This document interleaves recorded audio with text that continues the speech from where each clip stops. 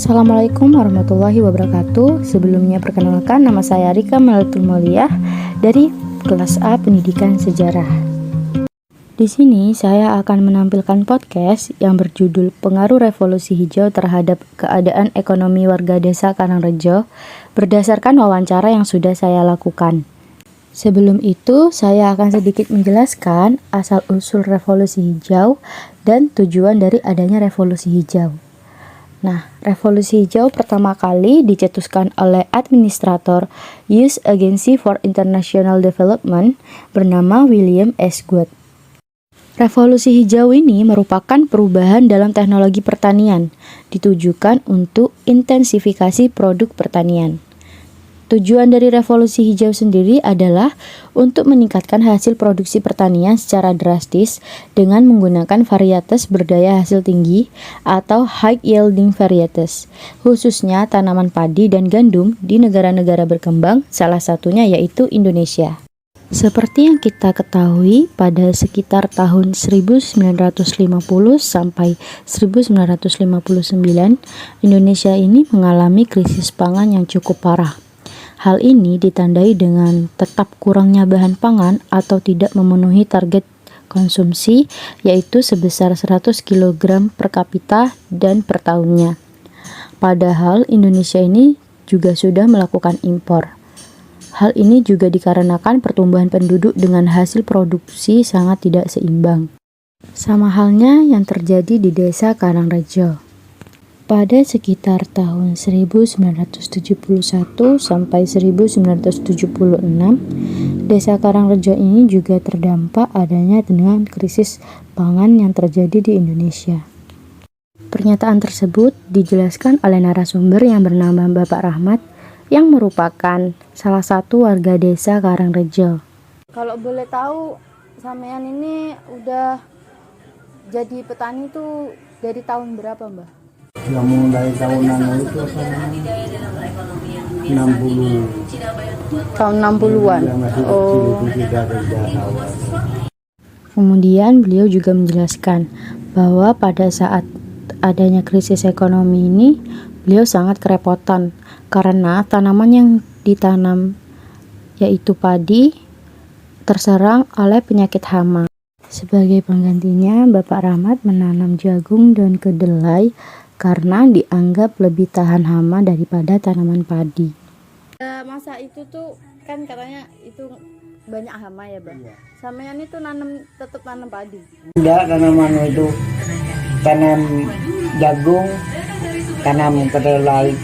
Beliau juga mengatakan bahwa terkadang pada saat menanam jagung dan kedelai itu panennya terlebih dahulu karena untuk kebutuhan sehari-hari.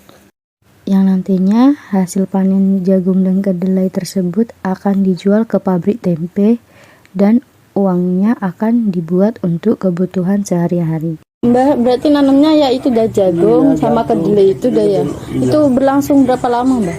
Itu 3 bulan itu. 3 bulan.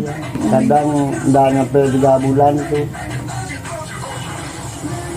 90 hari dijual itu. Sudah dipanen duluan ya. Iya, untuk penggantinya itu. Beli bahan makan gitu.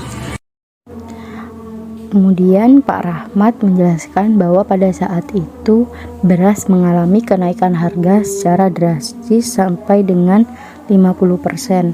Dari yang awalnya Rp50 setiap kuintalnya menjadi 100 per kuintalnya.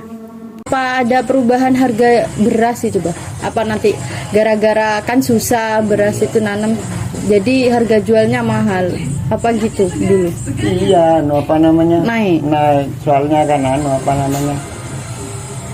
Beras itu naik juga itu. Dulu berapa kalau sekilo, Bah? Kalau dulu itu kan dulunya itu kan 50. Rp50. Iya, rupiah.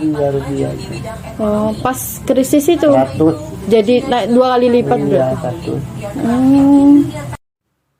Dengan adanya krisis pangan atau krisis ekonomi yang dialami oleh Mbah Rahmat, warga Desa Karangrejo ini membuat kehidupan ekonominya sangat sulit. Namun setelah adanya revolusi hijau dan berbagai program yang dilakukan oleh pemerintah, Mbah Rahmat dan warga sekitar mengalami perubahan ekonomi yang lebih baik. Pas krisis ekonomi ini sangat ngaruh apa enggak dalam kehidupan ekonominya sampean? Ya ngaruh, Ngaruh, karena kan? itu orang yang yang pedesaan itu banyak yang seperti ini ya, kasur dibedel dijual gitu. Oh, sampai jual barang gitu ya. Kalau sampean sendiri, Mas, Ya, alhamdulillah enggak sampai kayak gitu ya. Itu enggak sampai Jual barang-barang.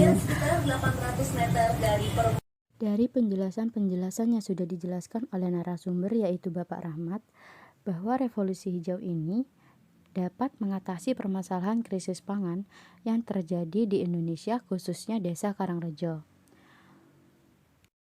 Dampak revolusi hijau ini juga sangat mempengaruhi kehidupan perekonomian masyarakat yang awalnya semula mengalami krisis menjadi teratasi. Sekian podcast yang bisa saya tampilkan. Kurang lebihnya mohon maaf. Wassalamualaikum warahmatullahi wabarakatuh.